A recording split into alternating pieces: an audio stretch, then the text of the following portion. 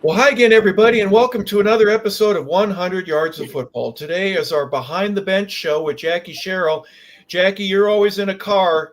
You're always on the move. You're doing something, and you got high schools that you're visiting with and local businessmen. You're always talking football with everybody.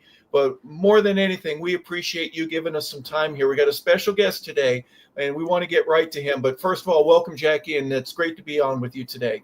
Well, thank you very much, and I'm excited to be on with Coach Lubick. Well, so am I. And I got to meet Sonny first and foremost. He had been a head coach at Montana State.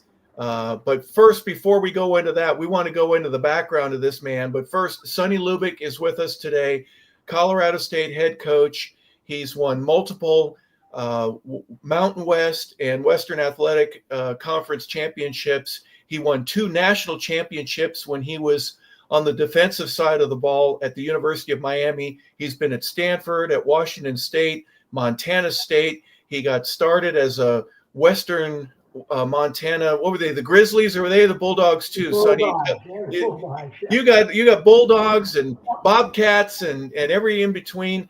But Sonny Lubick, welcome to the show. Thank you. And it's an honor for me to be on with Jackie, followed his career whenever I could. We're probably coming up about the same time, a little separation there, but not by much. And then Harper, I sure enjoyed my time with you, Kelly, and all the good players we had at Colorado State. And I've been fortunate in my 50 years of coaching. Thank you. It's a pleasure to be on. Now, I want to know what kind of player our host is or was. I hate to say this, but I think he was pretty damn good. Well, we were a very good football team at all, but we had 2 tight ends and a Harper at 6'4" or 6'5", I believe. He'll say 6'6", but let's say 6'5". And then we had Kelly McGregor, our other tight end, and they were both the class of the conference. And that's when we were thinking we were smart as coaches. We were moving them around and motioning them back and forth. And they were good. And I didn't realize we went through 2, maybe 3 seasons. And I said, man, I never saw a guy snap the ball like that. They never just took it for granted. Every snap was boom, boom, right there. And then when Harper left, I said, where the hell is Harper? Because now we can't get the snap back there. But he was a pretty special, as he proved in his later career as an NFL player. Yeah, I didn't have a pot to pee in when it came to blocking at the NFL level, but there's one thing I could do, Sonny, and you didn't coach me on that. That's the good thing about it, Jackie. Sometimes you know how important special teams are. Just leave the kicker and the punter alone, and just don't. The only time anybody talks to one of them is if they mess up. So I loved it when nobody would talk to me. That meant I was doing my job. Well, that's because no one knew how to coach you. Exactly. I told the coach we'd have one young assistant. Let's go out and start coaching. I said, don't go near them. Just let them do their own routine on another field. Hey, one of our guests a few weeks ago, Jackie, we had Ken Herrock. Ken was a West Virginia guy, and he goes to the Raiders. He's a part of the very first Raiders organization. Al Davis was the coach, and then he took over for John Madden as linebacker coach when Madden was promoted to the head coaching job. And one of his other duties was he was going to be the special teams coach. And this was the Raiders when they had some guy named George Blanda as the kicker. They had Jim Otto as the center and the long and short snapper, and Ray Guy was the punter. And Herrock tells the story like this. He goes, what in God's green earth am I going to tell George Blanda? So I just went out and watched them. And if they wanted to smoke cigarettes in between plays, I let them do it. But they got their work in, and I just made sure that I stayed out of the way. So that's a funny special team side where most guys recognize that if you don't mess it up, you're actually doing something pretty good. Well, the first year I was at Washington State, we had a great punter. And I asked in the first staff meeting who could coach the punters, kickers. No one raised their hand, and finally one of the linebacker coach raised his hand and he says, "I'll try." I said, "No, I'll do it because I know I won't mess him up because I'm not going to tell him what to do or what not to do. I'll just watch him." So there's a lot of head nodding. You get a stopwatch Great out, I coaching guess, there. and you pat him on the back and tell him what a great job he's doing, right? Yeah.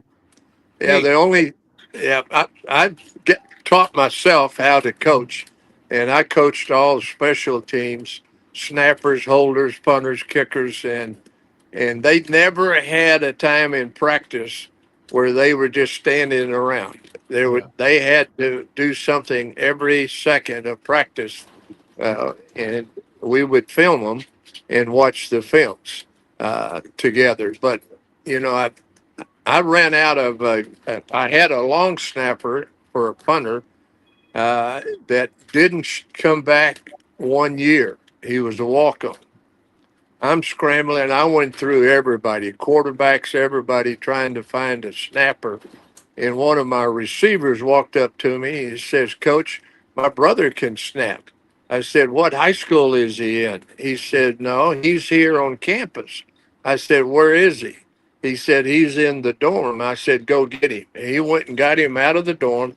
He's in full Levi's shirt, walks up, I hand him a football, and I say, snap. He did 2 snaps, and I said, "Go in and get dressed." So that's how we got our one snapper 1 year, but out of the student body. how about that? That's That's great great. coaching right there. Yeah. That's great coaching.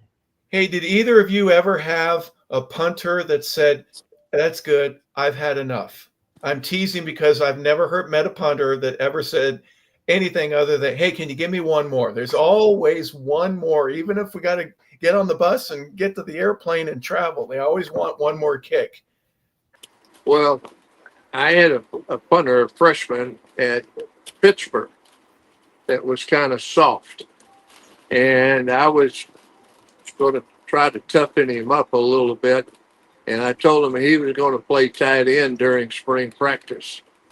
And I look around and he's gone. He's not wanting any part of that. So, they are different people, Yeah. different athletes, and you better treat them that way. Yep. Well, everybody needs one, and you can't get away without it. So, Sonny, let's begin with you. You're from Butte, Montana, born and raised. 1937, on March 2nd, you were born. What was it like growing up in Butte? Small town, obviously a beautiful part of the heartland of America. But when did athletics become a part of your life? Was it baseball? Did you play Pop Warner football? Were you a big basketball guy? What was it like for you when you were first becoming an athlete as maybe a adolescent, 8 to 10, maybe up to right before you get to high school? Well, like the one thing is Butte has always been known, whether it's true or not, as a tough mining town. And when you're growing up, you don't know those things. But as you got a little older, I guess when I started getting interested is right off the bat, because that's basically all there was in Butte is the high school football and elementary. Had great elementary programs. In fact, at Butte, there were, I can still remember, 9 elementary Catholic schools and about 10 public schools. And that was always a rivalry. By the time you were in the 4th or 5th grade, you were playing on the C team. And we went through the 8th grade, and then you just moved up to the 8th grade. You're playing all 3 sports. It was that's all there was. There wasn't anything else. We didn't have soccer, didn't have anything else. There were no girls' sports at all. So it was football in the fall, and then in the wintertime with basketball, and in the springtime baseball. And if you liked it, you played it all. And the good students, they studied it all. And there was half of the high school would be in sports. And when I went to Butte Central High School, which was the Catholic school, we had 500 boys, and there was a separate girls' school. about a block away with 500 Butte High School, that's where Sam Jankovic, these guys were all from. They had 2,000 students there, and but everything was competition. It was just major competition. I can still remember when we were in I think, yeah, seventh or eighth, probably eighth grade. I can remember my elementary school coaches. I can still remember them. And we were just one of the smaller schools, and we were on the wrong side of the tracks, but we ended up winning the CYO tournament. And I was the happiest guy in town there. And our coaches were so happy. And I can remember Holy Savior would beat St. Joe's. And there's a nice picture of Butte High School where I went in there up those front steps. I can still see them to my English class. And then right to the right of that, if you looked out, there's a little football field. You can probably just see a little bit of the bleacher on top there.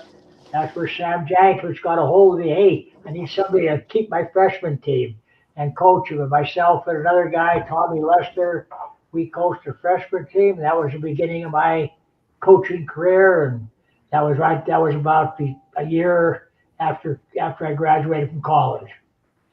So going from high school you went to Western, right? Western, Montana. Yeah. And was there a time that you can really point to that said, you know what, I'm not going to play much more, but I sure love the game and I want to be a part of it. I want to start getting into the coaching aspect of it. What was that like with you? Well, I tell you, I kind of had a little bit of that in my blood. Okay. And even before that, when I took a year off after high school graduation, and I wasn't the best student in the school. Let's put it that way.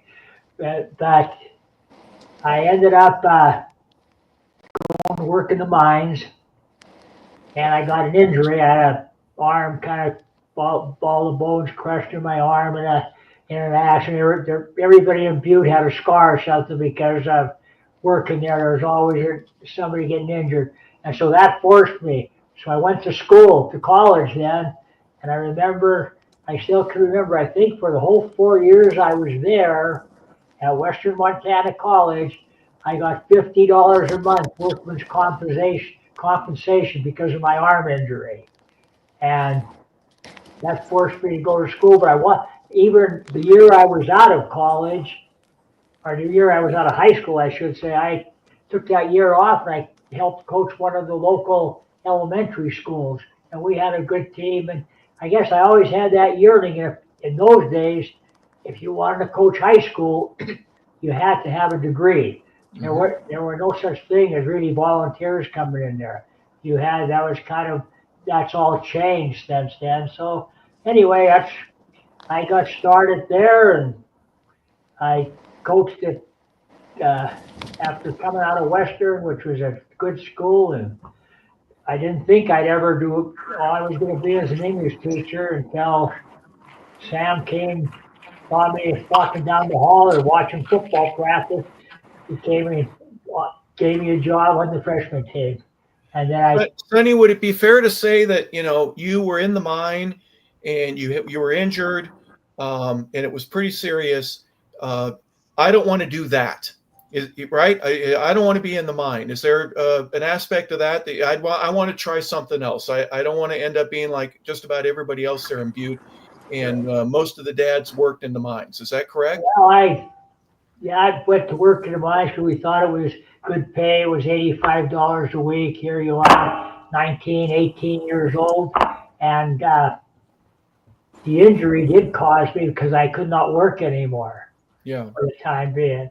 I couldn't work, and my arm was been a cast for about it was over a year because they had to wait and then go in and do surgery later on, etc. But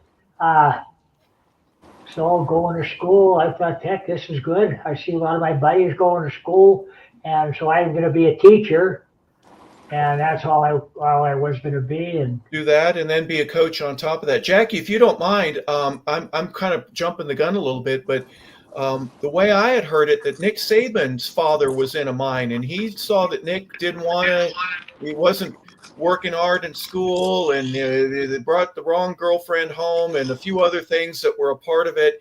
And he took him down to the mine and said, "You're going to spend the rest of your life here unless you get your act together." Now, I don't know how much truth is to that, but you and Nick are friends, obviously, and you've had encounters together. Those mines are some mean places, aren't they? All of it.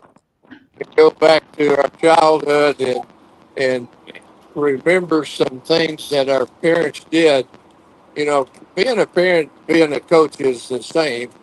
We're not their friends. We're the parent, we're the coach, and they're not going to like what we do every day. And I told our players, I'm not going to like what you do every day. But, you know, the job of the parent and the coach is making the players and the kids to do things they didn't want to do and help them accomplish things they thought they would never be able to accomplish.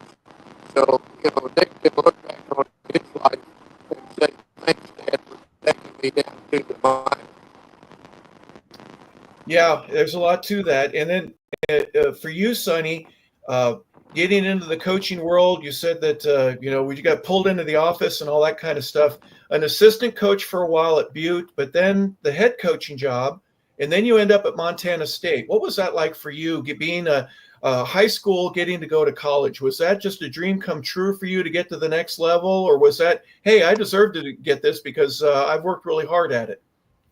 No, everything was I was happy with what I was doing. You know what, as a coach there at Butte High School, that you don't know how important that was, that whole community.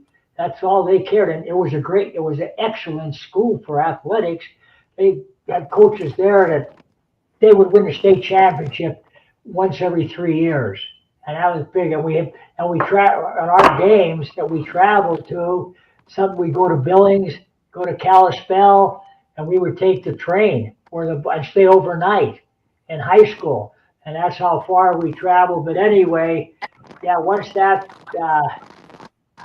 got in there and I learned, and I guess Jackie said something a minute ago that as you coach, like I guess most things in life, you kind of teach yourself. If you're smart enough, or maybe wise enough is the word, that you learn from everybody, and you kind of evolve in the coaching. The thing that I had, as I look back now, I had great coaches that taught me going. I didn't know up from down. Oh yeah, do this, and I traveled every year. I kind of skipping around here a little bit, but every year I went to a different college to learn more about football. Right to the end of my career, even as a head coach, I traveled to Tampa Bay. But anyway, yeah, my coaching, it was there. Once I got into it, then I went from Butte High after I think Sam Jankovic left to go be a coach at Montana State.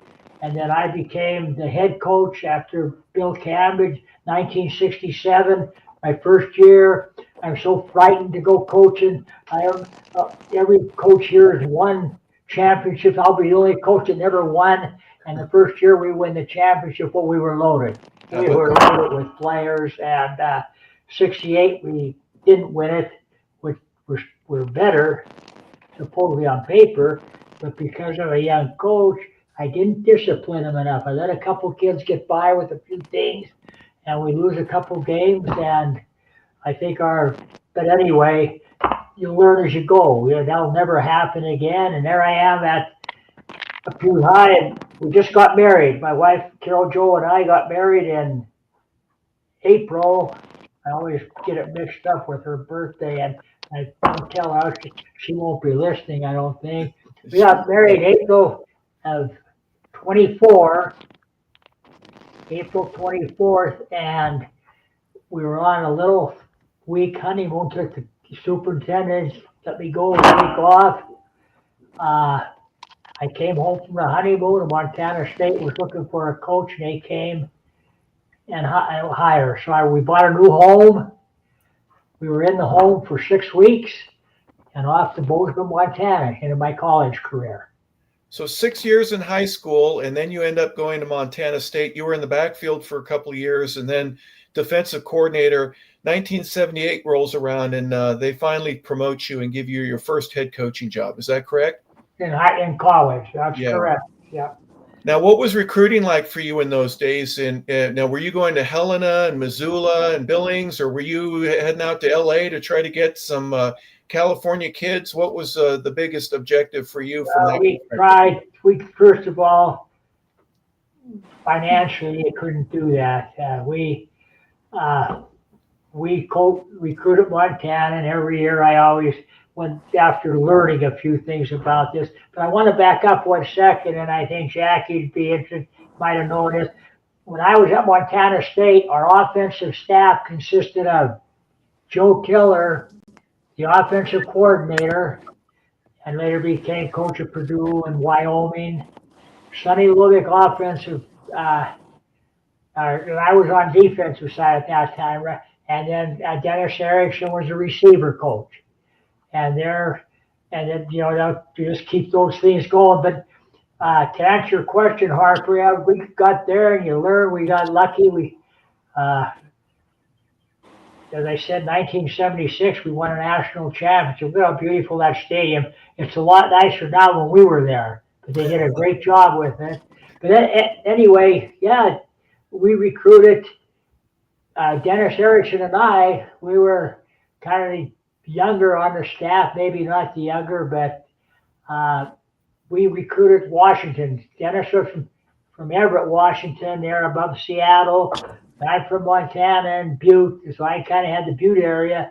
But then we would get in the car, and this was our routine for 6 or 7 years. We get in the car the day after Thanksgiving, or maybe that Saturday. Thanksgiving, Thursday, Friday, Saturday, we drive from Bozeman, Montana to Spokane. And there are about 50 or 30 schools there. We recruit that. We split up. And then we go drive to Seattle, and we spend a week there, and we get back about maybe 3 or 4 days before Christmas. And that was by car. Never took a plane. And we owed so much money. And once it was out, it was out. There was nowhere going. And that was our recruiting, and we did a great job recruiting Spokane and got some good players out of there. And Seattle, that's amazing. But that was my recruiting, and you learned a lot. In those days, you didn't dare, although we did. I don't know if we did, but break an NC2A rule, because that was going to be the end of you. Everything you had to go back and report to the AD. NC2A's watching. NC2A. That's all I ever heard. Now nobody cares about it. Well, Coach, I call that like a freshman quarterback. He doesn't know any better. Back then, when you and I were young, we didn't know any better. We just took off and tried to find players. Right. And I tell you a story. It might be a little comical now, but when I was coaching Spokane, I can remember out there as assistant coach. Yeah, at that point, I go into a high school at North Central, and the coach said, "Yeah, we got a guy. I've heard you kind of got a little bit of you're doing some research." And I said, "This guy looks like he'd be somebody that we'd like him." And he tells me, "I don't think he's just going to go baseball." And I'm telling the coach, baseball, too hard to get a scholarship in baseball. But I think this guy's going to go. And I don't know if he can make it. But it was Ryan Sandberg, who's in the Hall. He was second baseman for the Chicago Cubs and their captain for 20 years. When we went in, it was Washington State would go through first, University of Washington, and then we'd come right in behind them and try to see who they may or may not offer. Yeah, that hadn't changed today. It's the same thing today, but because of the transfer portal, you may find a diamond in the rough, but all of a sudden, after a year or 2 years, somebody's going to come in and grab him and take him to the next level.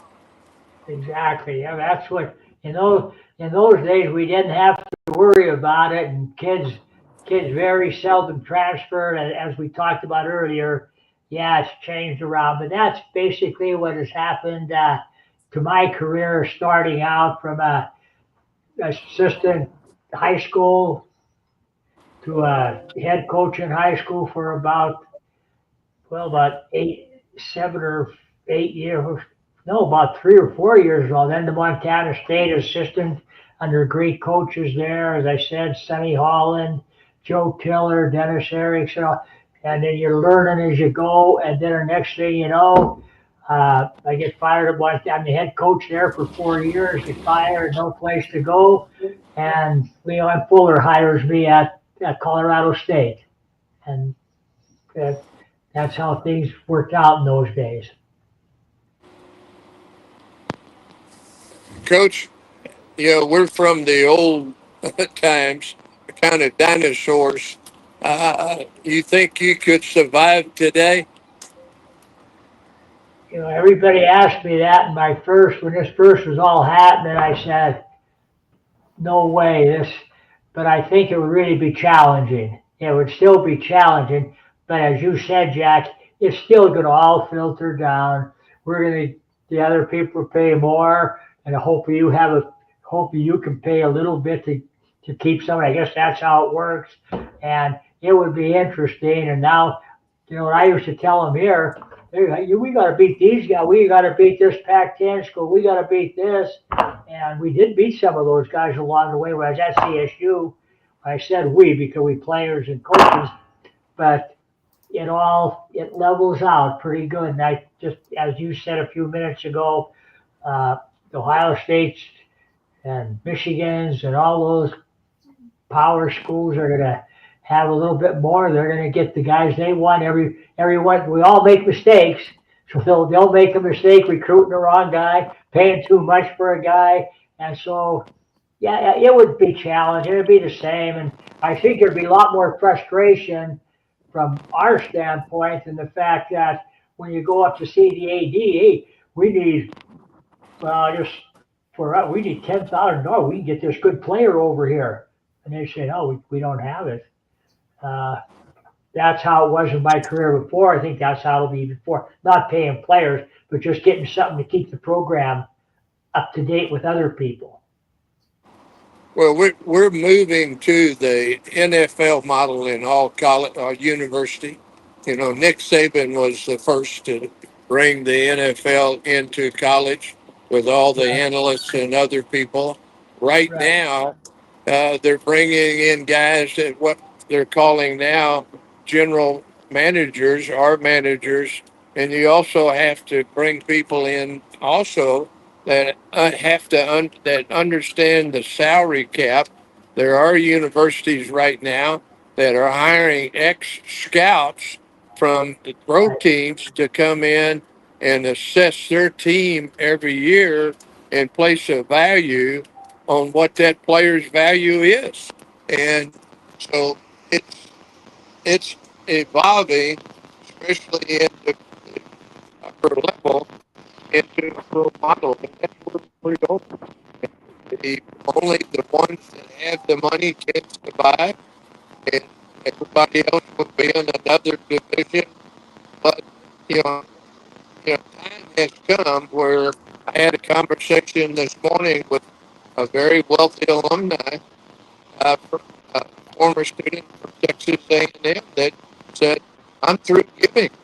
They've come to the well so many times, but I want some ROI on my money, meaning I want wins, I want championships.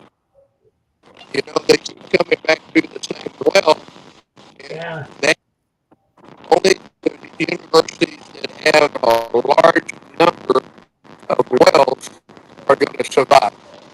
right. Yeah, I know people are going to get tired. And the big, as you said, as you think about this down the line, uh, the patience is going to be wearing thin.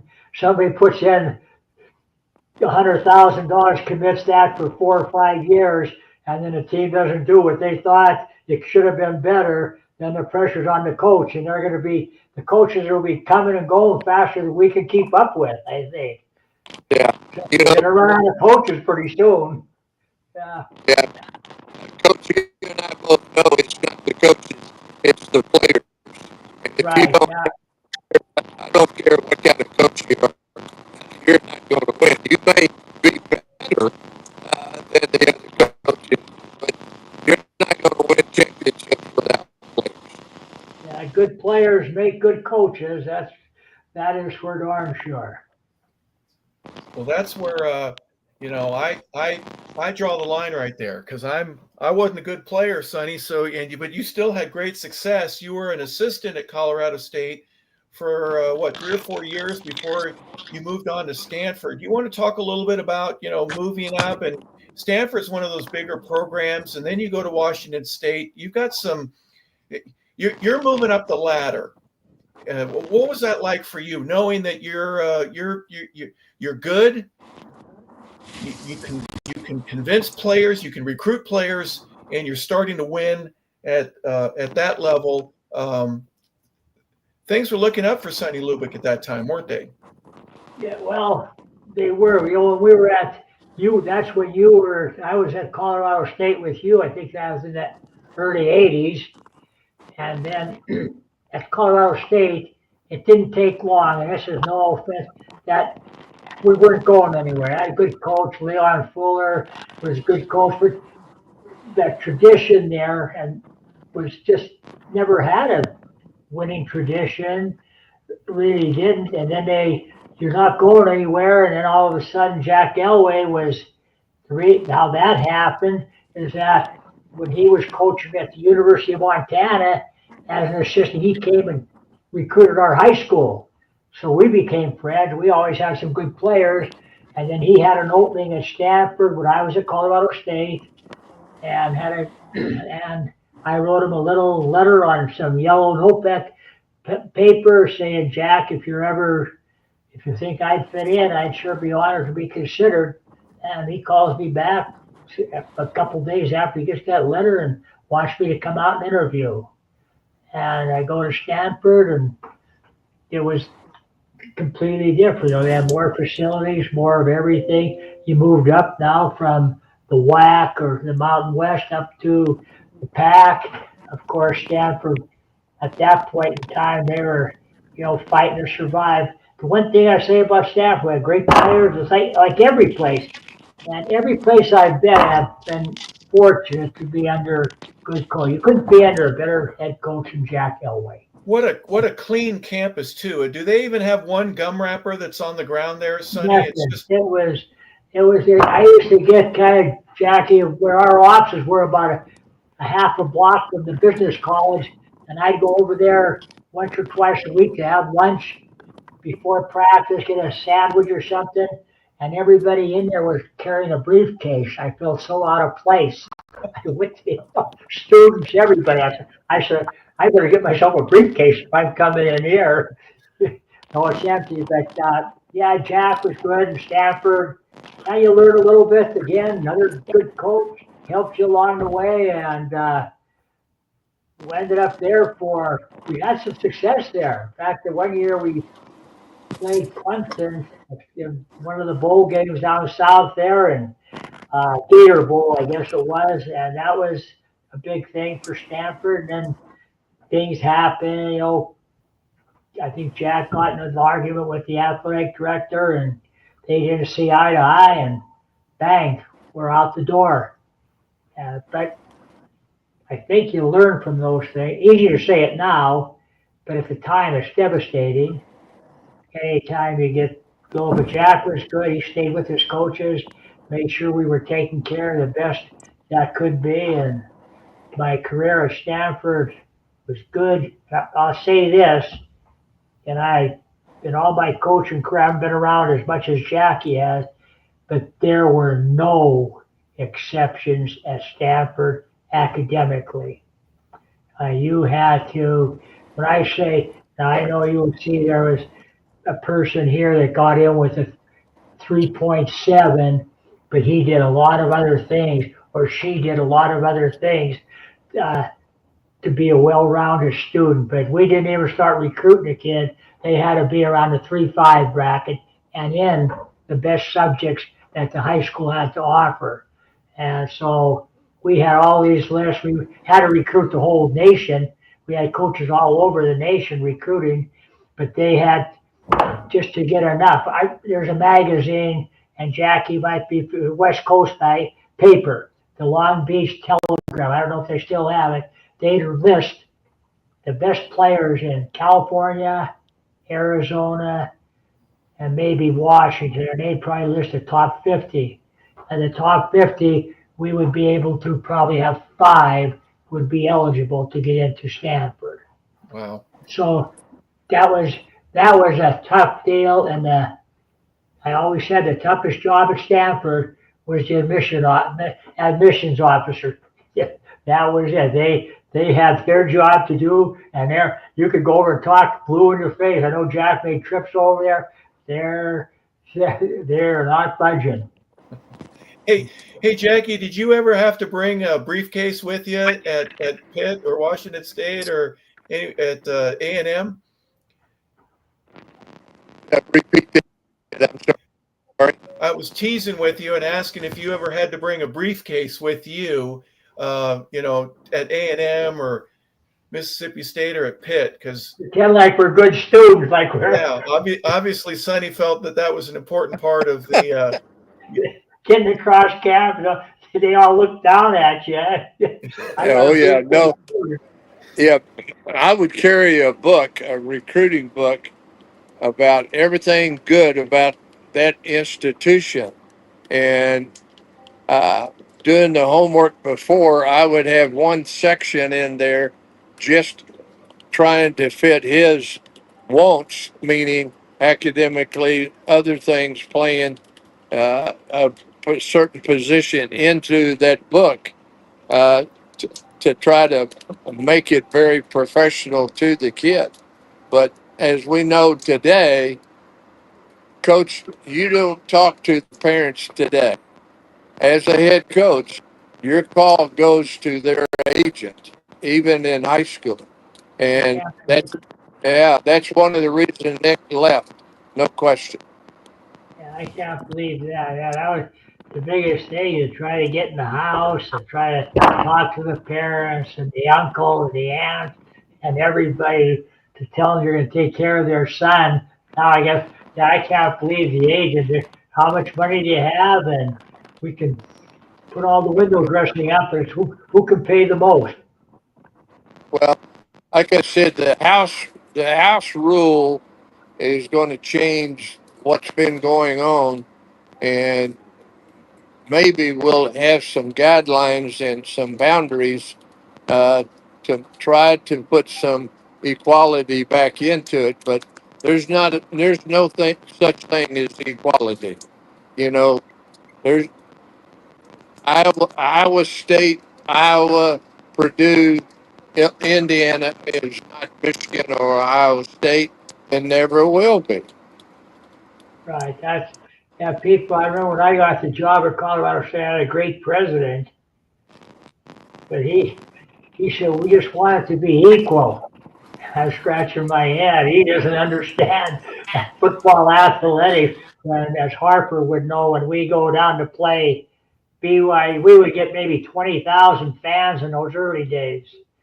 You go to BYU every weekend, no matter who they're playing, they got 62,000 fans. They got this, and they're expecting us to kind of compete and beat those guys. Well, your people don't understand that, but the coaches do. Yeah. And, Jackie, you brought up a very interesting scenario. I remember you saying earlier you'd visit with the mother and the father. You probably have a spaghetti dinner with them and talk about all of the things at the school and that the coaches were going to do in the football program to help this young athlete out. Sonny, you had mentioned that just a moment ago as well. Who does that today, Jackie? The agent certainly doesn't care. How do we make sure that the questions that a parent would ask and the assurity that their young man or woman is going to be taken care of, that's just by the wayside when you think that the agent's just going to try to negotiate for the financial and the monetary aspect of it? Who replaces Yeah, unfortunately, the coaches today do never get the opportunity to really see what the young man's character is, especially in front of the young man's mother.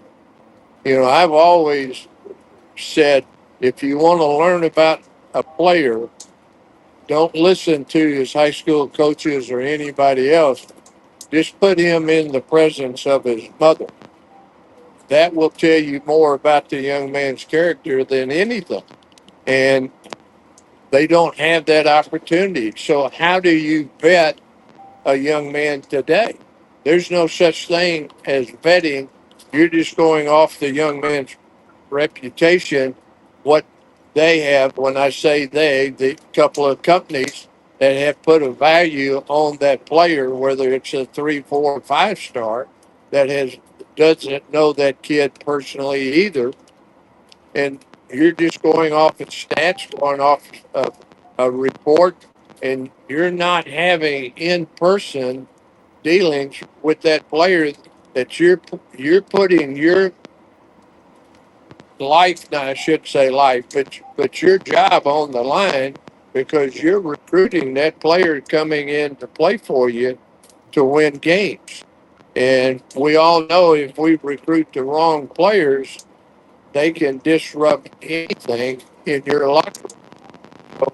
So, I personally would hire somebody from either the former FBI agent or somebody to vet every player that we were recruiting, to give me more information on that player, because we don't have, coaches today do not have enough information on that player to offer him the amount of money they're offering for him to play for them. Yeah. And Sonny, I would imagine from your perspective also, even as an assistant coach, gosh, I don't want to, I don't know if this guy's going to go to class. I don't know if he's going to drink too much or do something that might jeopardize his eligibility.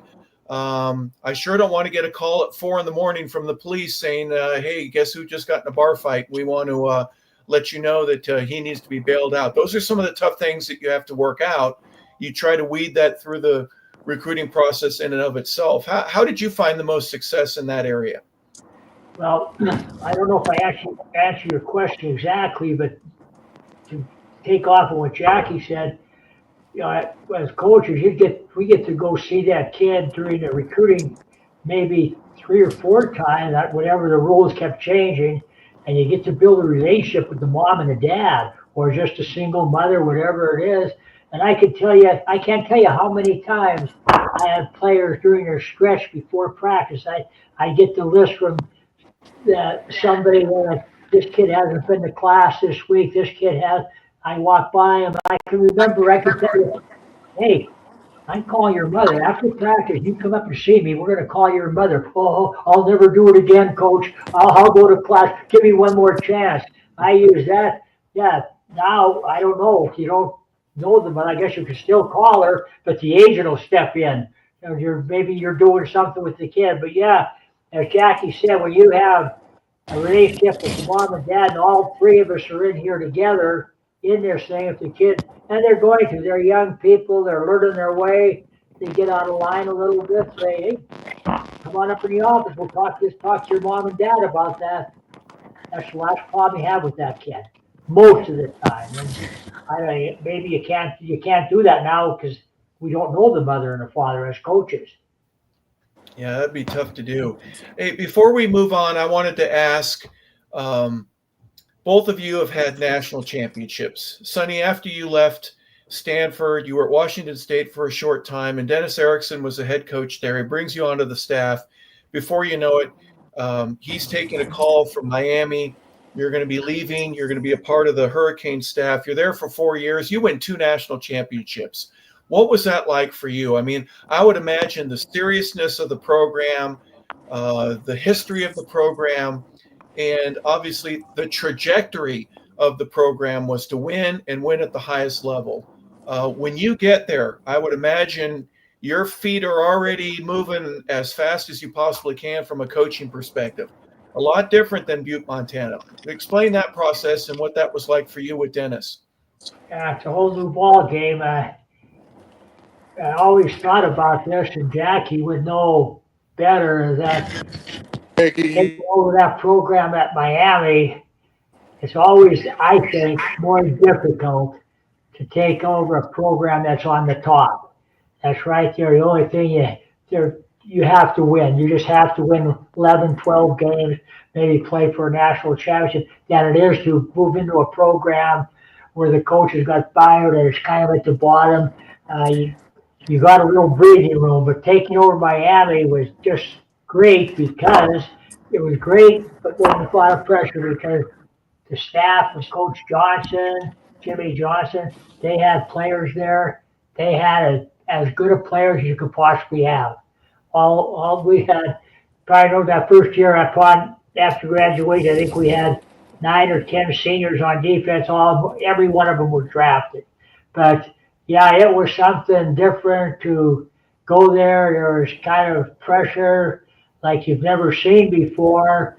To win at that time, it was kind of Miami and Notre Dame were the two schools that were vying for much. And of course, we played University of Alabama on 2 occasions for the national championship, both in the Sugar Bowl. Won the first one, lost the second one.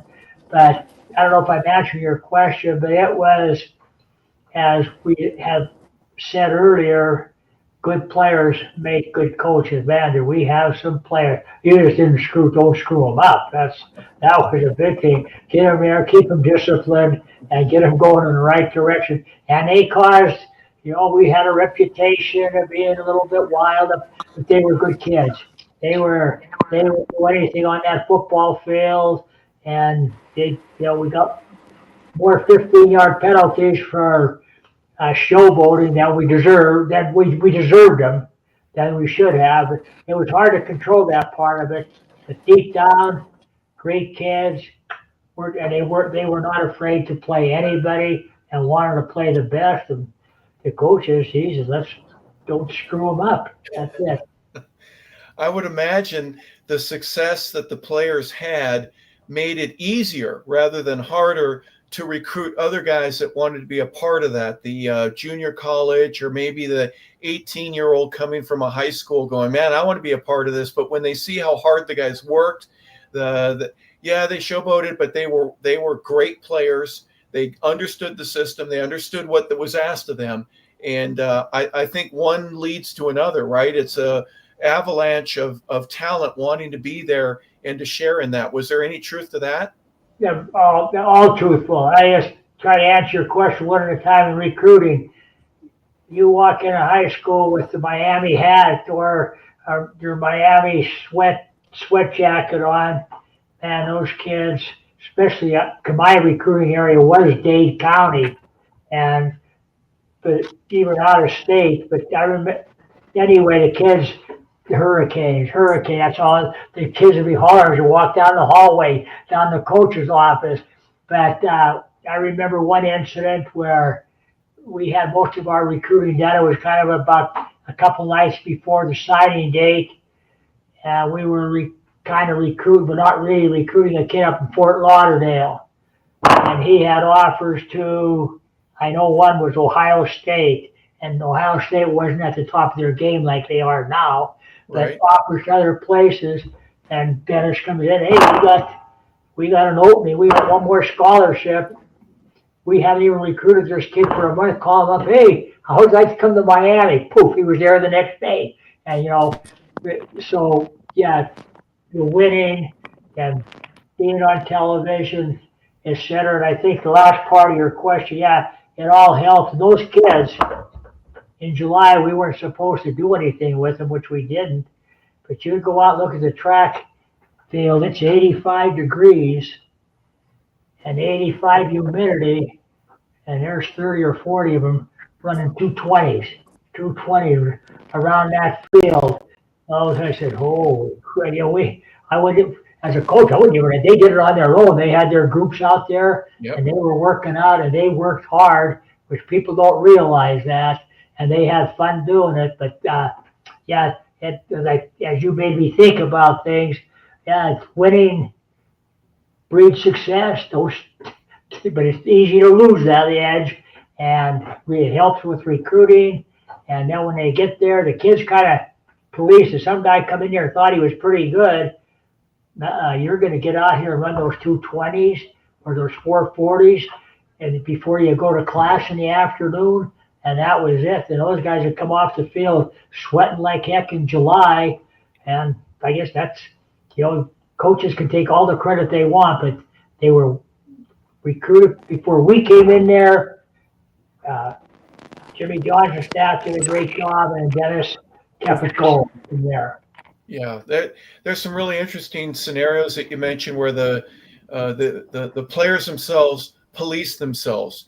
They Right. discipline themselves. Say, "Hey, you're not running fast today. Let's go." And I've been around that, and I love that. And Jackie, I'm sure that you had some experiences when you're wearing that pit hat and you go into a high school.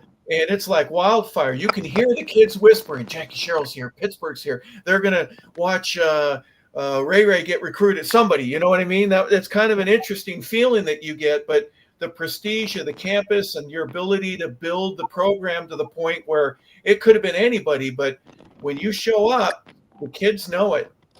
What was that like for you, Jackie? Well,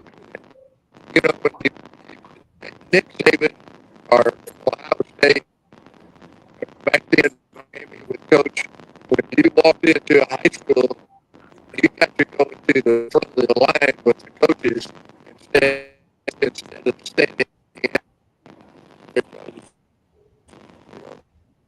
the high school coach really wants the best for his player, and if you have an opportunity to go to a major program, you're going to assist your player in, in fulfilling his dreams and wishes. But if you do, when you wear a hat of a major university into any high school, you're going to get different treatment. You're going to be able to go to the front of the line. And during that period in Miami, when the Miami coaches went into the high school, they were treated very nicely because they in turn treated all the players great. And like Coach was saying, the players policed themselves, but the players also recruited their teammates for the coaches. Yeah. Yeah, that's such an amazing wheel of success that can perpetuate when you got the right situation and the right mindset. Sonny, as a defensive coordinator, I would imagine there are some moments that you have said, "I've got a blitz package that I'd love to put in, but these guys have rocks in between their ears, and I can't run it with these guys." But there's other guys that may not be as talented that are smart as whips, and you've got to be able to, on the fly, be able to add certain packages that can be successful because you got the right guys on the field to do it. And other guys, look, we're going to have two coverages, man and zone. That's all we're going to do. So what was the challenge there? I would imagine that the athleticism at Miami at that time, and you got Cortez Kennedy up front, you got Russell Maryland up front. You're going to have quarterbacks that you're going to be playing that got to get rid of the ball quickly. I would imagine your job is to take advantage of that and either deflect passes or force some turnovers because of that. Exactly. At Miami, I kind of first time it's ever happened to me. You just look at the players, man. These guys are something. They're big. Hell, we had linebackers that were, I thought, were defensive tackles where I come from before. 6 foot, Tiger Clark, 6'3", 245 pounds. Hell, at Montana State, he would have been a defensive tackle for us. But they could fly. But I guess what I'm saying to you is that we just put in a package. We were flying after Jimmy Johnson's staff. We kind of kept their same philosophy as he moved on. And we were playing a lot of cover two, not the Tampa two, which we played later when I came back to Colorado State. But we played the cover, and I'm honest with what I'm saying is I think we could have played that every down throughout the whole year because our front four, they get up And there's those four guys. I can say we had Russell Barron was the number one pick in the summer draft. Cortez Kennedy was the number one pick overall. We had Willis Pegues. We had Greg Mark. He's from up east. We had guys behind him, and those guys would put so much pressure that I had a friend of mine who helped mentor me. His name was Tom Bass. He was defensive coordinator, San Diego Chargers. And I went out there when I was coaching on more on the West Coast, and he was doing a broadcast now at the end of his career. We played San Diego State. And and he was doing a broadcast for San Diego State, kind of the color. We're coming out of the booth, and Tom Howard, thank you for everything you've done for me. I said, what did you think of the secondary? You know what he said to me? How can you tell? The quarterback was snowed under. Nothing we could do. I thought I was a great coach. I had not. Hell, the front four was making the quarterback, as you said, Harper, throw it before he wanted to, and you did all you were swarming on him. And yeah. I said, "What do you think of my coach?" And he said, "I couldn't tell anything." That's when you get good players. You didn't do hardly anything. It's a lot easier.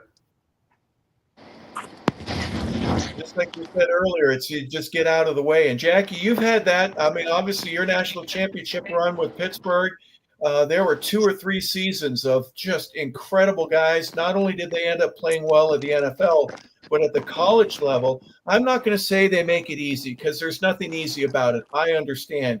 But it's certainly a lot easier to coach your defense when you put pressure on the quarterback or you've got guys that can cover man-to-man, they can run with anybody. That's got to be a great confidence that you have going into any game that you're playing against. You look at your coaching staff and you go, if we don't mess this up, we should probably win by 35, 45 points here today. Jackie, was that happened with you a couple of times? I know at Pitt. Well, as coaches and Coach Lubick, we had the opportunity to coach some great players, but the coaches, he, Coach Lubick, and I, the importance was putting the players and letting them play and get out of the way. Let them make plays, but it's your job to put them in the right position as the coach.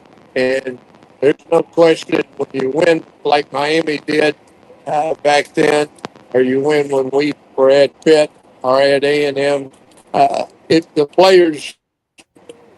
the coach put the players in the right position to make plays. Yep, I agree. And Sonny, you said that's basically a part of it. Well, you're at Miami for 4 years. Explain the process for you, Sonny, in terms of Colorado State giving you a phone call and your decision to end up being a head coach on your own back at CSU. You didn't know it at the time, but some great things were awaiting you. What was that decision like for you? Obviously, it must have been difficult. How do I leave a national championship caliber program and go back to where it's more religious than anything else? And I say that because Colorado State was as broke as the 10 Commandments, right? I tease with that every now and then, but explain that situation and the evolution of how going from the Pac to the independent ACC powerhouse to Mountain West again. Yeah, well, we're there. We've had some success like Jackie did at Pittsburgh and most places, at every place he's been. Yeah. And you're there. We were, the years I were there, we were 44-4. Wow. And that's Cotton Bowl games and everything. But I had this opportunity at Colorado State. Of course, I was there with you guys for 3 years, 8 years ago. And the opportunity came up, and it was tough because with Dennis, he said, "Coach, we're going to the NFL. I want, we've been good friends all of our lives. With you to come." I said, "I don't know how long I'll be here, but I guess basically I wanted to take another run at a head coaching job." And of course, as we all know, it's Colorado State wasn't the juggernaut in football, and everybody advised me, don't go, don't go. And anyway, I made a decision, go out on my own. Maybe part of it was get back a little bit here in the, I guess, the West, about West region. And once you leave, you don't look back. And uh, came here, and all of a sudden, I don't know, I have to say, whenever you have a little success or a lot of success, there's a lot of luck involved too, somewhere along the line. And our first year, I come in here and we go 5-6. We win at the end of the year. We win our last 3 games. I was kind of looking at about a 2-9 season again, but we win our last 3, and we go up to Wyoming, beat Cowboys up there, and they were going to go on to the Holiday Bowl that year. All they do is beat us, and they would be the WAC champs. And Coach Tiller, who was my boss at Montana State, my offensive coordinator, he was their coach. We beat him. We just kept getting better as the season went on, and it taught me a lot from my assistant coach. Just kept doing this, do the things we can do, not fancy, not panicking. We kind of stayed the course, and bang, we won our last 3, and then damn it, we opened the next season and won our first 7 or 8. Oh, this is pretty easy, this head coaching stuff, but it just changed around. But again, it was the players. I think the players, with your class, your group, there was a little bit of the foundation being set. We were getting tired of getting beat. You know, when I came back 8 years later with Brian Schneider, I remember he was on the team, and there was low. We had some good players. Didn't realize it at the time, but we were, just start coaching the way we know how, and they were buying in. They were tired of getting beat all the time they were here, and we win those first 6 or 7 games. I think that's one of the best games CSU ever had. Was Jackie? We went down early in the year, the preseason. Number 1 in the nation that year was Dick Tomey's team at Arizona, the Desert Swarm. We're going down there. I think, shit, we're going to get killed. They are going to actually kill us, and we go down there and we win the game. I don't know how the hell we did it. It wasn't because anything. I didn't have the confidence the players did, but we went down there and we beat Arizona, and that kind of that really flipped things for us for a while. Yeah. We win the first conference championship. We go down 2 weeks later and beat BYU, which is what has been done once every 40 years. And all of a sudden, and I looked around, I tell the coaches, don't coach them anymore, just let them go. Just make sure they get on the bus and sit in the right places. And so it was a good move. It was fortunate. There was luck. Again, had a great staff. We get coaches work. Nobody's looking for other things or other jobs. We're all in this together, and that was something that was big. Hey, Sonny, I had heard that you at your press conference when you took the job, you said something to the effect of, and I'm not going to directly quote you, but some of my greatest and fondest memories of coaching were in Fort Collins. Now, I'm not sure if you're trying to enlighten the audience that you were in front of, but that meant a lot to me. It's that you had your past and the places where you had been, but there were some things that you were comfortable with and you wanted to make a difference at CSU. You obviously did that second year. You mentioned beating Arizona, going 10-2, getting to a Holiday Bowl, winning it the next year. A lot of really cool things that needed to be developed. And in some cases, I guess to some of the guys, they just needed direction. Because you mentioned there's some talent there. You just need to direct them and get them to practice the good things and quit making the same mistakes. We're not going to practice mistakes anymore. We're going to work on correcting those. Yeah, but I think one thing, I was there before, as you know, and Jackie, I think, would go with this. And there's some places just fit in. The fact that I was here before you came back, felt comfortable. Everything, you knew people. I know really, I guess, in a sense, there wasn't going to be, you had to win of it. You know, after 4 years, you're not winning, they're going to kind of get rid of you, but it's not after 1 year. But there was just a feeling of comfort, and I guess the staff and the players, again, players were good. They listened to you, and that would kind of be fun coach. I didn't go in with any high expectations. We're going to win this. We're going to win this. Let's just survive and get a little better each day. Just see if we can get a little better. And we got better because of everyone pitching in, players worked everything. It went better than I thought it would, for sure. It went better than anybody thought it would. Yeah. And so, yeah, there was a good feeling about CSU and being here and being with players like you and Kelly and all the guys before. We're just a little bit away. Just something had to happen, and once it happened, and Jackie, I think, would maybe answer some of that better than I could. Jackie, you also had an experience at Pitt with Johnny Majors. You go away, you come back. There was a certain comfort level. You must have felt that there, and then at A&M and obviously Mississippi State as well. Talk about that. Well, I was very fortunate, and Coach was too, of being around some great coaches. I played for Coach Bryant, worked for him for a year, went and worked for Coach Rawls, and then worked for Coach Majors. So all three of them had different philosophies, but basically they were the same, and that is, to how to win.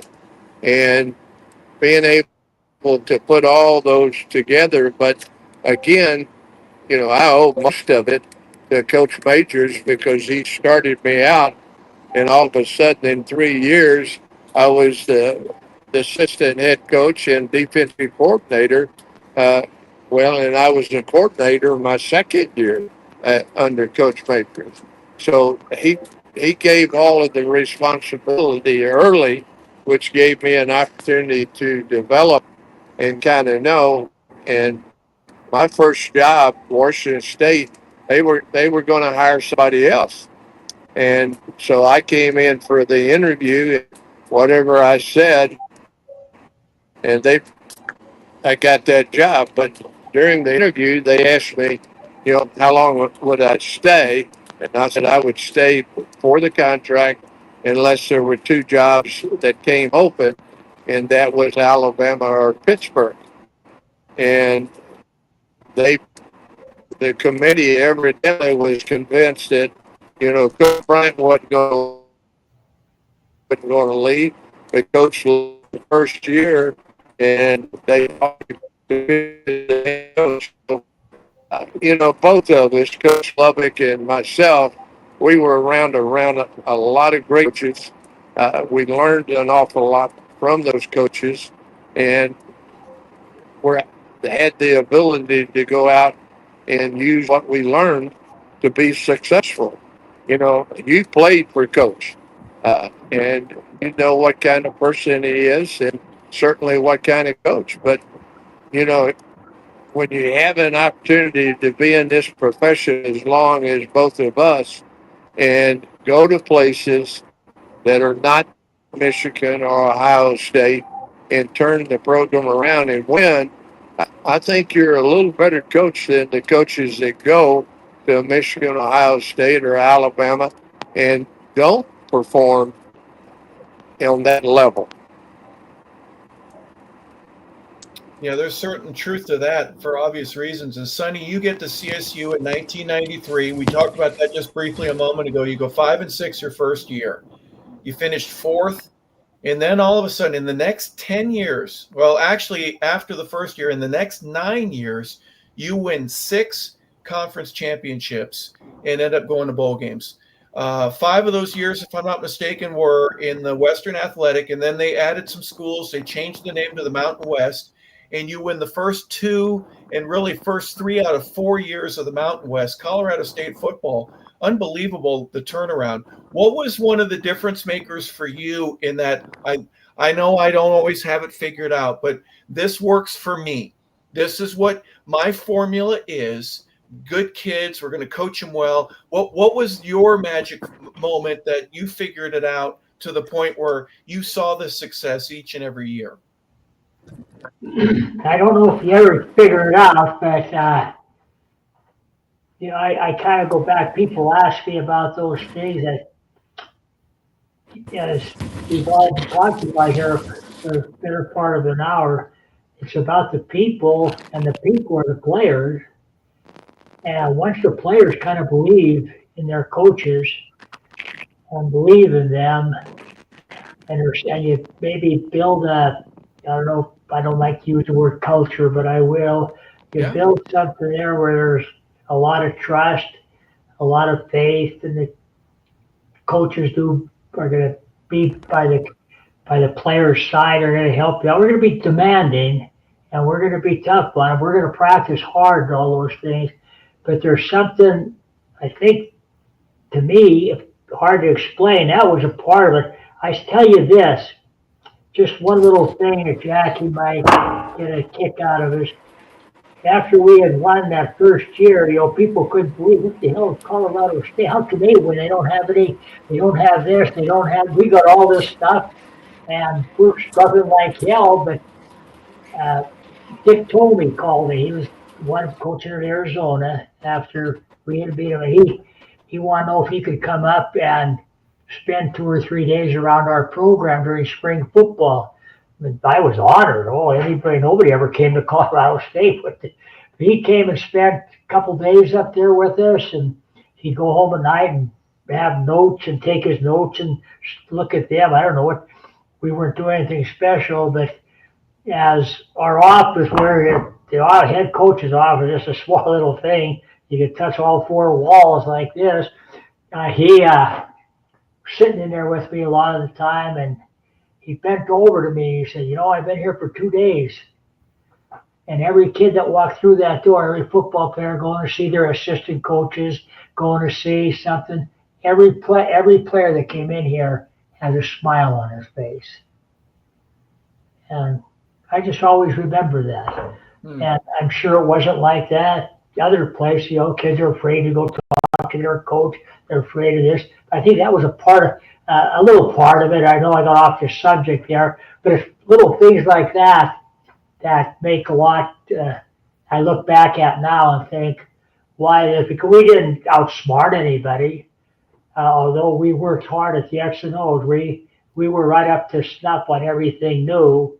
And again, at that time I had a great mentor. I have to mention him, with Monty Kiffin.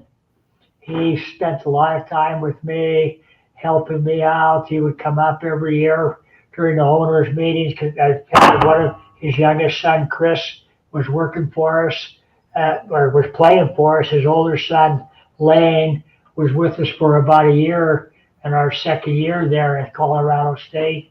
And he helped me so much, but along the way you're getting help and you're trying to find it, but you got to build a team, and the coaches were pretty good. In fact, we start losing coaches after about that second or third year. Every year I'm getting calls. Can I speak to this coach? I didn't want the guy to speak to him, but sure. But I guess just things changed, and there was more about a feeling, more about treating people. And as Jackie said earlier, we learn as we go. We learn kind of things not to do. Do we still make mistakes? Yes. Do we make them during the course of each year? We do. But I think the overall thing was good. Sonny, when I was at CSU in the early 80s, you mentioned Kelly McGregor. We played with Kelly Stauffer, who was a first-round pick, Right. Steve Bartello, who ended up going to Tampa Bay, and Terry Unrein, of course. There's some other guys that were drafted, Terry Nugent, et cetera, et cetera. We had about 21 guys, my last count, during the 4 years that I were there, that ended up playing in either the USFL, which was in 83, 84, Right. Canadian football, or the National Football League. So talent was around. My point is, we didn't know how to win.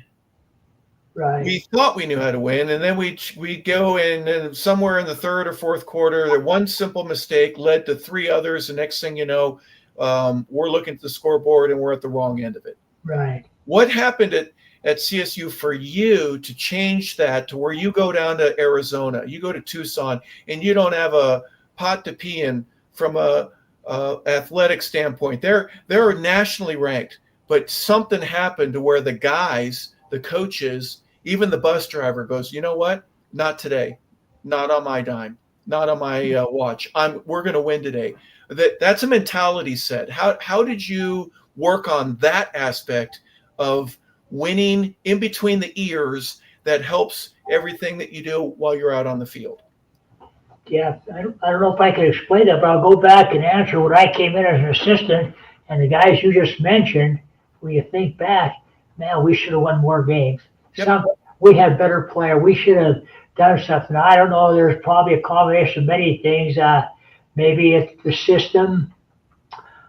Maybe it's coaches in the back preparing, not believing in each other or what they're doing, and not believing the system, what was going on. There was something at that, and then the players could sense anything, and then, as you said, one mistake leads to two more, and there we go. It's all over. But man, you look back at the guys you mentioned there, and once I think like anything at work, you go to work and something's not right, then each guy's going to give about half of what they're 60%. But when things are right, there's something right about everything, that there's nothing, I guess, really phony about this. This guy, hell, he's working hard. I'm working hard. I think kids at Miami, whatever. And then it just keeps breathing. And the other teams are probably trying to get that, but we got a little bit more of, I guess it's a feeling. I don't want to say it's, family, which we weren't, but the people bought in, I guess you might say, and they almost start policing, and then they start feeling that feeling. I guess that feeling, you might say, it's the word confidence. Once you start winning the cup, where you get confidence, then it's a little tougher to beat you. When you have no confidence, first time something goes wrong, the third ball that comes at you, you swing at it, and you're out of there. Yeah. Strike three, you're out. Yeah. As opposed to the other guy that goes, hey, I'm going to foul that one off, but you throw that to me one more time, I'm going to put it right against the wall, and I'm going to be standing on second base. So you got, I'm just going to mention a few. I got to look at the list. I wrote it down, but Moses Moreno, Joey Porter, Bradley Van Pelt, whose father was a all-pro, a guy that Lawrence Taylor said, I owe everything in my NFL career to Brad Van Pelt. Myers, so many different guys that came in that were able to, like you had at Miami, piggyback off one another and recruit. And before you know it, instead of only having one of something in a few positions, now you got two or maybe even three. That, to me, the depth became an issue in a good way for Colorado State, and that you helped to build off that. Yeah, you got a left tackle, and if he goes down, you got another left tackle. And before you know it, you're having to run away from these big guys who want to throw Gatorade or water on you, and it's really cold. Look at you on the left there, Sonny. I haven't seen you run that fast. Come on, man. What are you doing? I had that good body lean there. I was getting out of the way. But yeah, that's, I have to credit Earl Bruce, who was a coach before me, come in there and I came after him. But I look back at our secondary. We had, as you said, Craig Meyer won the Outland, not the Outland, but Jim Thorpe Award, best defensive back in the country, and 4-year starter at CSU. Then you had a kid that nobody knows about, Andre Strode.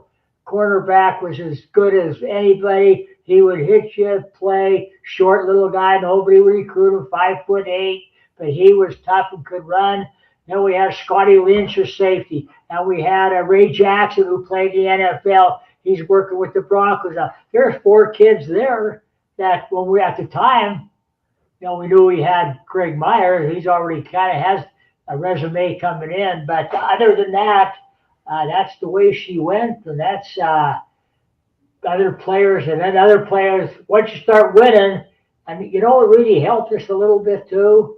We were one of the first schools because nobody else would do it, to take the Thursday night game. We couldn't get exposure. Nobody ever televised. So we took the ESPN. We were on ESPN Thursday night game those first 2 or 3 years, about 3 times a year. Okay. And then the other big boys start figuring out, what the hell are they doing on there? Are they getting some money from that? And then it's been hard, but we were a Thursday night thing, and we're winning games. We're going down to Air Force Academy, having great games with them, out to BYU and playing on a Thursday night, and all that. I think it just gave some credibility, exposure, and now when we went out to go recruit different places, oh yeah, you're CSU, I saw you on TV, I saw that, and that was a gamble on our part, and it worked out. Would you say that the 5-star kids that you get at Miami or at Stanford, the 4-star guys, let's be candid, they're elite. They're the best of the best. Everybody knows it. They run a little bit faster. They're a little bit stronger. They're bigger. They fit all the parameters that you would want. They're the best of the best. I acknowledge that.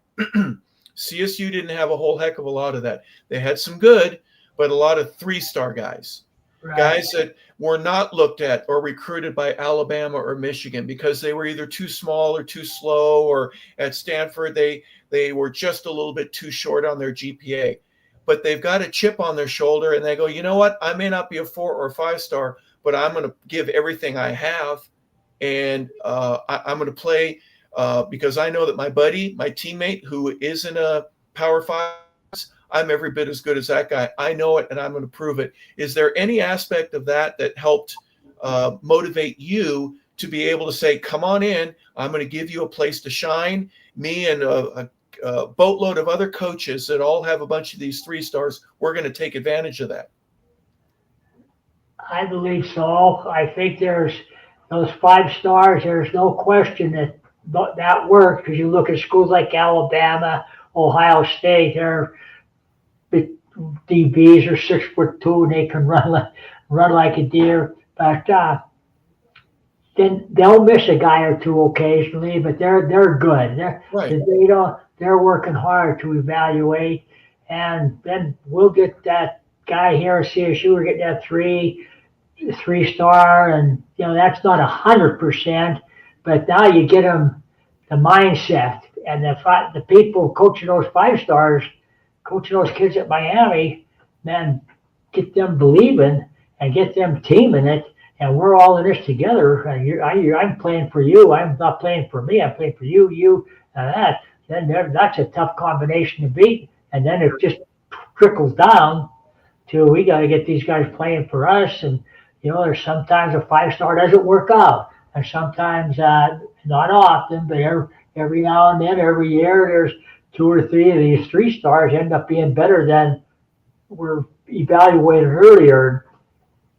As Jackie said earlier, now if you get a kid, you can bring a freshman in who's just a good, tough 3-star player, and then he shows up good his first year, boom, somebody else will grab him. And you couldn't do that. And I think a lot of times we are no better than anybody else, but we develop players, you get them there. And our kind of philosophy, and it changes, that we're getting these kids, they're not going to play for the first 2 years. We're going to build them, try to build them up wrong and make them work their way up and get hungry to play. But nowadays you can't do that, and we never had that 5-star could come in and play as a freshman.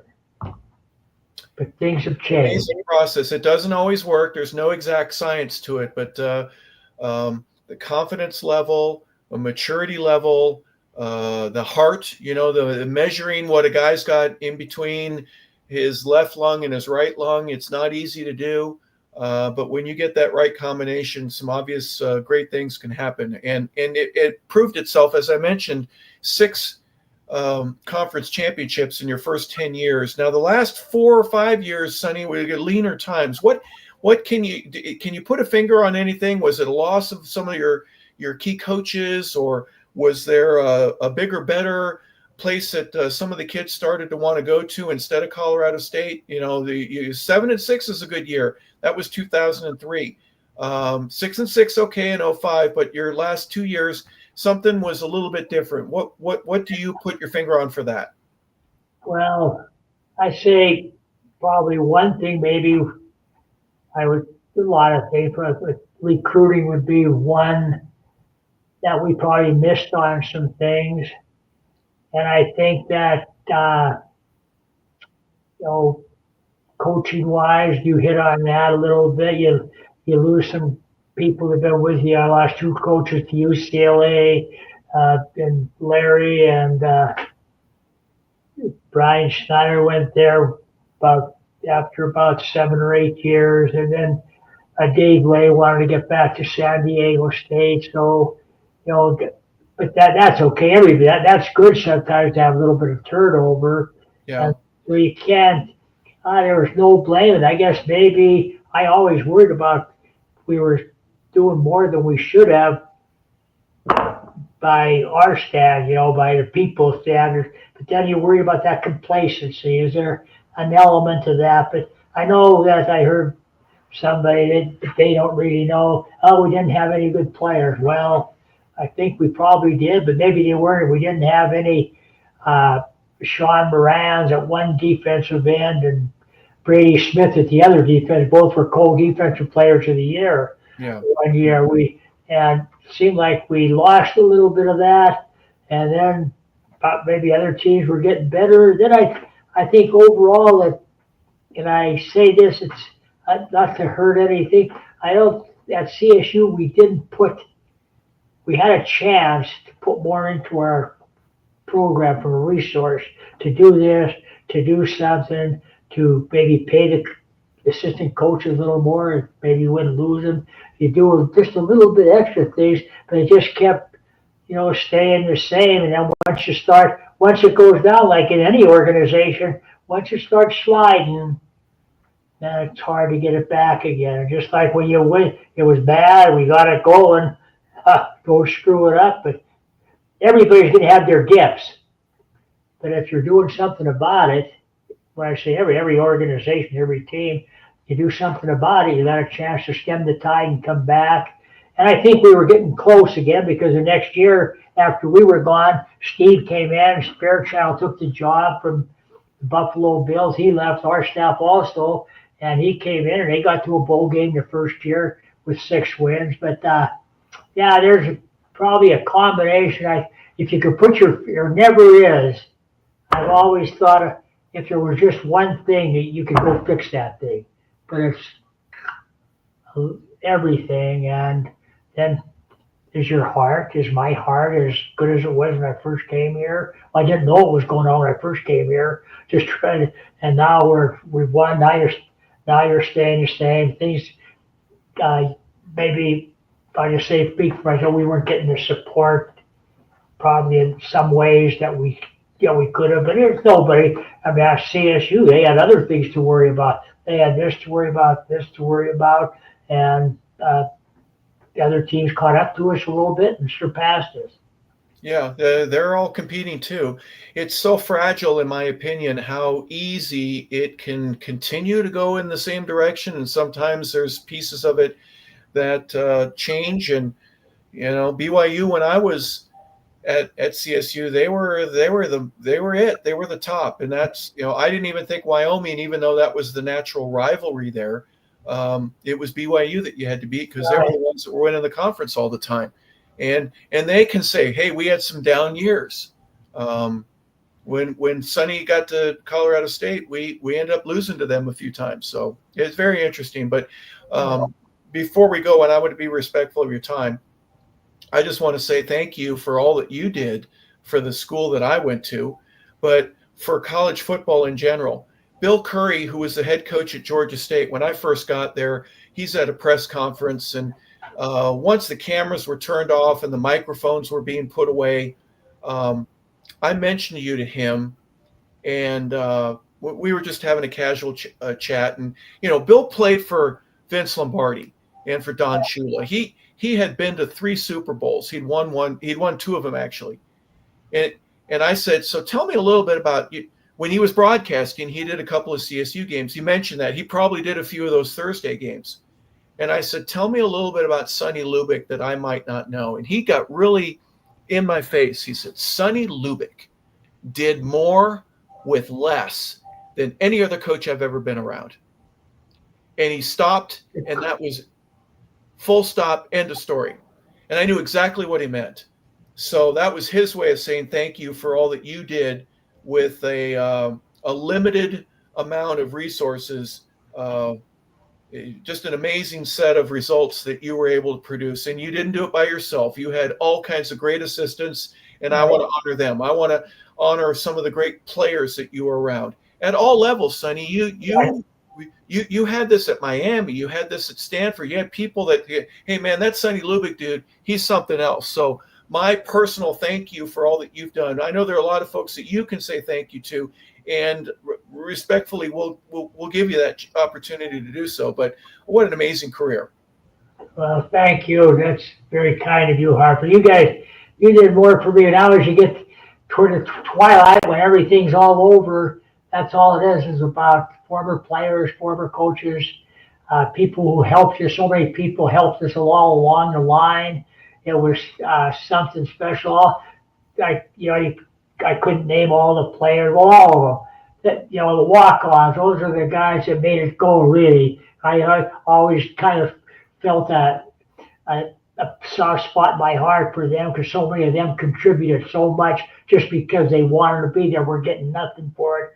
But it was, you got players that give so much kind of enjoy. We had a good time. And now you don't even think about the wins and losses as you do the relationships that you had along the line. And some of them you're keeping 25, 30 years, 40 years later. And that was good. And everything about that thing was, but when you said Bill Curry, I was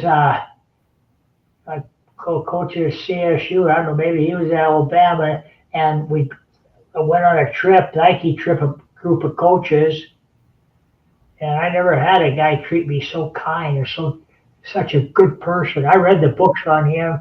I admired him as center for Lombardi. He did everything. In fact, I think our first year we went down to Alabama playing in the Sugar Bowl. He was the coach there. Yeah. But he is the best for college, for any sport. He is the best there is. Yeah, one of the neat things about Bill in that book, is it the one that had the 10 chapters, and each chapter was a different story. One was about Bart Starr, one was about Bubba Smith, one would be about Coach Bryant. I remember looking at that book and I go, man, this is going to be it's going to be a very good read for me. He and Lombardi didn't see eye to eye. Let's just put it that way. Lombardi was a tough guy to play for. There are many a player, Hall of Famers, that would just call him the man, the old man. They didn't even call him by his name. Right. On his deathbed, Bart Starr calls up Bill Curry and says, we need to go see Coach. He's not doing well. We're going to go visit him in the hospital. And Bill didn't want to go. And he went at Bart Starr's prying, and they go to the hospital room. And Bill got this uneasy feeling, and he goes, I really don't want, I'm so angry with the way that he coached me and the things that he did. And he walks in, and Bart's there, and Bart says, Coach, I want to bring in an old friend. Do you remember Bill Curry, our center, blah, blah, blah? Lombardi lights up like a Christmas tree. He goes, oh, Bill, so nice of you to see me. I'm sorry I can't get up and visit with you, but I'm having a bad day. They ended up making amends. I heard that. And Bill Curry just said, I could love the old man again in a way that I never could. The relationships, the cool stuff about them. Yeah. I read that same story or heard that where he went in there. A lot of things happen in the life, a game of coaching that, I think if I had any regrets, I have a lot of them, but, I hope you gave a player the right chance. And sometimes you have pulled the trigger too fast or impatient on a player or something. And now you look back and think of it, maybe we could have done something better, but I guess every coach has that. We have that feeling probably with all aspects of our life. You want to treat people right, and they know that. Players know it, coaches know it, people know it when they're being treated right. That's all they ask for, and they want to be treated fairly. Sure. And I've always said this, Sonny, you can probably relate that outside of the military, when you're dealing with live bullets and real life and death situations, football is one of the few ways that you have an opportunity to make and mold and shape a young man, to depend on his coaching staff, to depend on his other players and himself in a different manner where it doesn't work the same without you. So you got to come along for the ride, and it's not easy. It's tough. It's hard. It can be very difficult at times. It can be damaging to some people, but it does end up making it chisels greater individuals out of it. The process certainly has the ability to do that. And you found that out at Butte High School. You found that out at Montana State and so many of the other places that you have been. Give me a last thought or two that you would have before we go here today about just your coaching profession, how much it's meant to you, and what some of the great memories that you take from the decision that you made as a young man to decide to be a football coach and to help other men get on with their lives. I appreciate that. Well, football has been, even though there's been some difficult times, there's been so many heartfelt things. I guess it's been everything. Coaching to me has been my way of life for 50 years. That's all I've done, and I tried to work and tried to be the best that I could be at it. I guess we all think back, we made mistakes, and you just got to go on and keep on. And that's what coaching has taught you. You get beat, you get up the next day, you got to go harder. And I think that was something. But again, it all comes down to the relationships and a way of life. And I couldn't be more thankful the way dear Lord has helped me get through this at my age and still give me the strength to go ahead and coach and be on a broadcast with you, to see you, Harper, who represents our 83, 84 team when I was there. And right now, in my mind, I'm still pretty good. You might disagree, but they all run it's kind of running, this team, this team, this team. I remember the players. I don't remember much about what the score. I remember scores of the games we lost, the games we won. I kind of forget those things, but it was a good life. And I guess if there was a downside, and sometimes I didn't spend as much time with my family as I could have. That's, you always say that. But I'm sure every profession, I'm sure the doctors, people, they go working, they're putting a lot of hours in a day, and you think, but I never saw my oldest son in college. I don't think I saw him play one game in college in 3 years, and my youngest son, Mark, I never saw him play, but I go to their games now. Mark's coaching at the Buffalo Bills. I like to go there 2 or 3 times a year, and Matt's coaching with Kansas, and I'll go there this year a few times and see him. But other than that, the coaching, family, the friendships, the coaches, the players, I've had a chance to be associated with. They're just so good to you. They're just so good, and I'm thankful for that.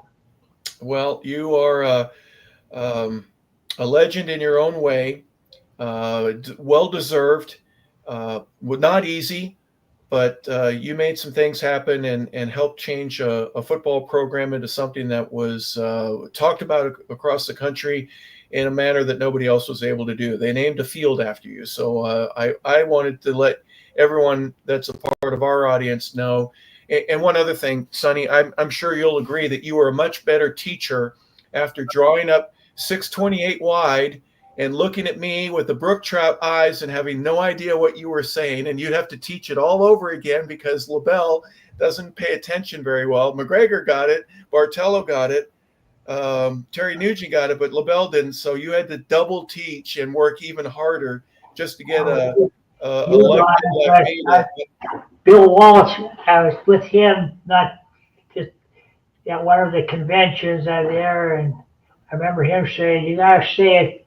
You gotta say it over." People say, "I know what you're saying. I know." No, we're gonna say it 4 times. I don't care if you got it. How about the kid in the back of the room? He's the one that's gonna come down to later on. You gotta just say you hit it from every angle, and people think I repeat myself too much, but I think that's just something I learned along the way.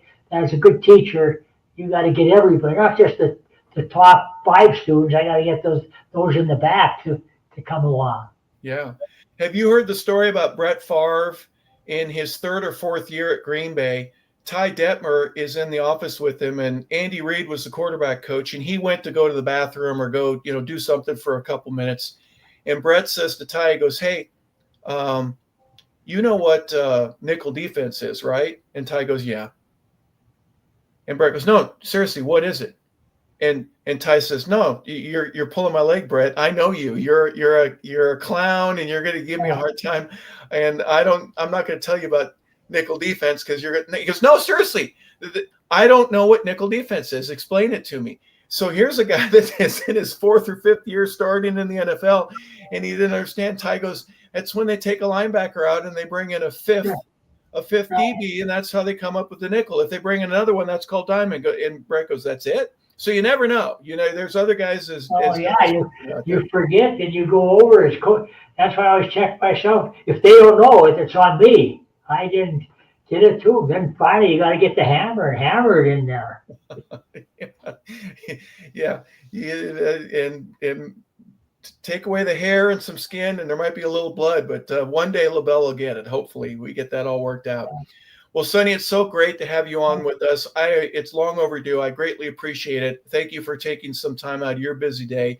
We know that Jackie was having some technical difficulties staying on, but I know that he greatly appreciates and was really looking forward to our conversation here today. We learned a little bit more about football. We learned a lot more about you, and we certainly have a greater love and devotion for the game because of what Jackie, what you, and what others like you have been able to do. So thank you very much for everything that you've done. I know, 129 and 93 is your record overall. You had a winning record in some of the best schools that were around. You take your assistant coach's level, your 2 national championships, and some great times and amazing people, big games that you were a part of. Thank you, Sonny. Okay, thank you, Harper. Always great. Let's keep in touch. Absolutely. I always appreciate you. Always appreciate you. Tell Jackie my regards to him. Great man he is. Yes, and we certainly know and realize that every time we have a chance to have him on a part of the show. So, ladies and gentlemen, we want to say thank you for tuning in to another episode of 100 Yards of Football. This has been Behind the Bench with Jackie Sherrill, and our special guest today has been Sonny Lubick. So for Logan Landers, our producer and engineer, I just want to say thank you for tuning in, everybody. We appreciate it so much. Have a fantastic rest of your day.